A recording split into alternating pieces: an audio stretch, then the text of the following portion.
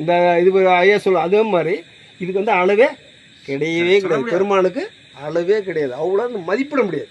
இவருடைய அருளை என்ன பண்ண சொல்கிறாரு, மதிப்பிடவே முடியாது. அவ்வளோ பெருமான்னு சொல்கிறார். அது சொல்கிறார் மொத்தம் 43 படியை கடந்தால் தான் கலாரகிதன்றார். முதல் நிலை கடந்தவன் தான் பிரம்மா. 43 நாளையும் கடந்தவன் தான் கலாரகிதன். அவன் வந்து முத்தேக சித்தியை பெற்றவன். இவன் முதல் நிலையில் இருக்கிறவனுக்கே என்ன கொடுக்குறாரு, இந்த பூமியை ஆள்ற சக்தியை கொடுக்குறாரு பிரம்மா. 2வது நிலையை பெற்றவன் தான் விஷ்ணு. ரெண்டு மாற்று 43 மாற்றுல 2 மாற்று பெற்றவன் தான் 2வது மாற்று. 3வது மாற்று பெற்றவன் தான் ருத்ரன். 4வது மாற்று வந்து மகேஸ்வரன். 5வது மாற்று பெற்றவன் சதாசிவம். இவ்வளவுதான். இவங்க 5 பேருமே என்னவா, மண்ணாவும் நீராகவும் நெருப்பாகவும் காற்றாகவும் ஆகாயமாகவும் இருக்காங்க. அவங்க இந்த இடத்த விட்டு அந்த இடத்துக்கு போக முடியாது. நல்லா தெரிஞ்சுங்க. இதான் பிரம்மா. இந்த பூமிக்கு ஒரு பிரம்மா இருக்குன்னா இன்னொரு 2 இடத்துக்கு வேற பிரம்மா. 5 தாண்டி போக முடியாது. இவங்க இந்த 5ல இந்த பிரம்மா வந்து இன்னொரு பிரம்மா கிட்ட போய் பேச முடியாது. இவருக்கே 4,32,000 வருஷம் தான் கொடுக்கப்பட்டிருக்கு. இவர் ஒன்று அடுத்த பிரளயம் ஏற்படுத்தினா இந்த பூமி இந்த எல்லாம் உள்ளே போயிடும்.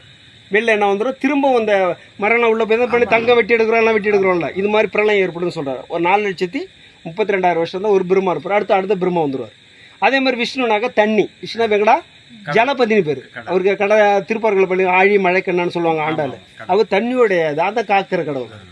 அவர் தான் 2வது. இந்த கடவுள் வந்து அவங்களுக்கு வேற இல்லை. காக்கும் தலைவர்கள் கணக்கில் வல்கோடியை ஆக்குறக்காக அற்புரிஞ்சது என்று. அப்போ காக்கும் தலைவர் யாருன்னா எண்ணிலா கோடி விஷ்ணு. இந்த விஷ்ணு இங்கே தான், இங்கே ஒருத்தர். அது வேறு விஷ்ணு இருக்கு. இப்போ 234 எம்எல்ஏ இருக்காங்கல்ல, அதே மாதிரி எண்ணிலா கோடி விஷ்ணு இருக்காங்க. அடுத்து ருத்ரன் அது மாதிரி நெருப்பு. அது மாதிரி இங்கே இருக்க நெருப்பு வரும், அங்கே இருக்க நெருப்பு. அடுத்து இங்கே இருக்கிற காற்று வரும், அங்கே இருக்க சதாசிவம்னா காற்று.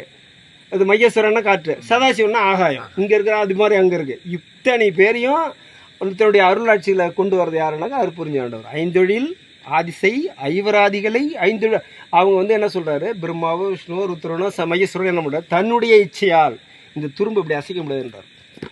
நல்லா தெரிஞ்சுங்க. அவர் சொல்றதை இவர் செய்யறாங்க.